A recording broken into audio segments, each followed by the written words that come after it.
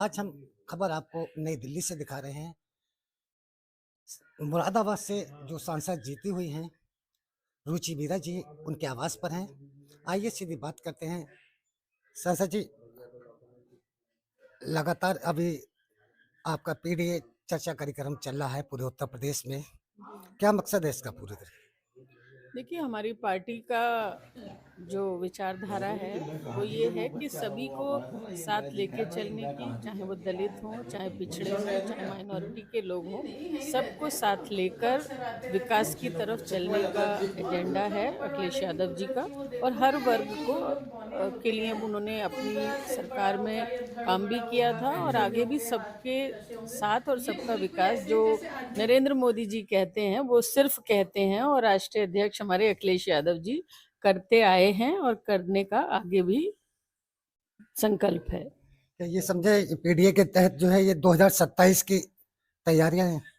हाँ, बिल्कुल समझ सकते हैं। और जो अभी पिछले दिनों आम चुनाव हुआ 2024 का, उसमें भी सभी वर्ग के लोगों ने वोट दिया। उसी का नतीजा ये हुआ कि बहुत अच्छी तादाद में समाजवादी पार्टी की सीटें उत्तर प्रदेश में आई और सब लोग, सब जो पीडीए के लोग हैं वो जुड़े साथ में। मलकीपुर अभी आप लोग हारे हैं, इस पे क्या कहना है, किस तरह?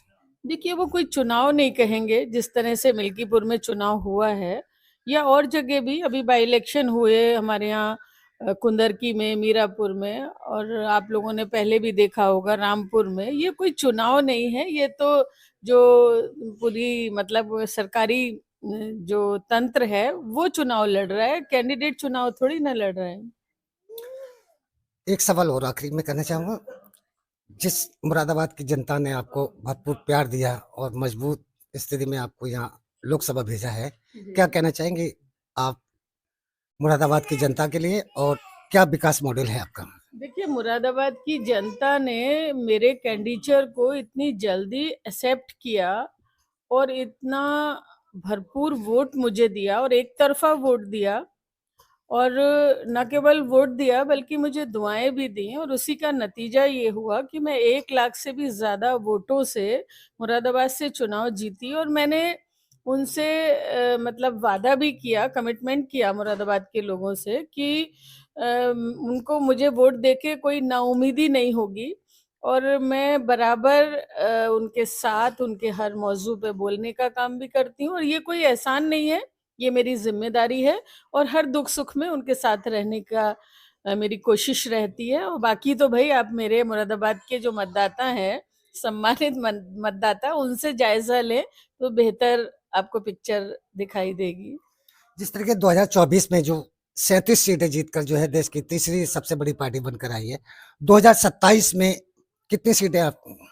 देखिए, ऊपर वाले ने चाहा और आप सब लोगों की दुआएं रहीं। जिस तरह का काम है, जिस तरह का माहौल है, तो अखिलेश यादव जी चीफ मिनिस्टर बनेंगे और बहुमत में सरकार बनेगी। लोग इन लोगों से तंग आ चुके हैं, और जो केवल वायदे करते हैं, और विकास की कोई बात नहीं है, तरक्की की कोई बात नहीं है, ना नौजवानों की कोई रोजगार के बारे में सरकार का कोई रोड मैप है, ना किसानों के लिए है। आपने देखा पिछले दिनों 700 से ज्यादा किसान बॉर्डर पे अपनी जान गंवा दिए।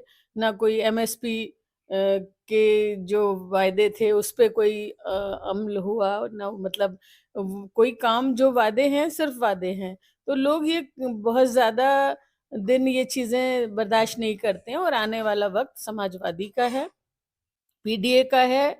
सभी जो छोटे बड़े किसान, नौजवान, महिलाएं, सब लोग वोट देंगे, और जैसे कि आम चुनाव में भी दिया। अगर हम कैलकुलेट करें अपनी 37 सीटों को, अगर केवल समाजवादी की 37 सीटों को कैलकुलेट करें, तो वो लगभग 225 सीटें होती हैं।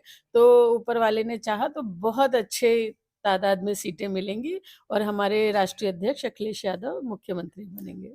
जिस तरीके से देखा गया है कि जब टिकट का बंटवारे का नंबर आता है, जब टिकट लेने का, तो कुछ लोग जो पार्टियां छोड़ कर आते हैं, और जो कार्यकर्ता जमीनी स्तर पर जो काम करते हैं उनको टिकट नहीं मिल पाता और दूसरी पार्टियों से आते हैं, और कुछ घरों से निकलते नहीं हैं, पैराशूट से उतार दिए जाते हैं इस तरीके प्रत्याशी। कैसे आप 200 सवा 200 सीटें जीत सकती हैं अगर इस तरीके प्रत्याशी हुए? देखिए, मैं ये कहना चाहती हूँ कि जो वोट देता है वो आम जनता देती है। कैंडिडेट वोट नहीं देते। भाई मैं भी टिकट मांग रही हूँ, आप भी टिकट मांग रहे हैं, टिकट एक को ही होगा। 4 लोग मांगे, 10 मांगे, डेमोक्रेसी है और सबको टिकट मांगने का इख्तियार है, लेकिन टिकट तो एक को ही मिलेगा।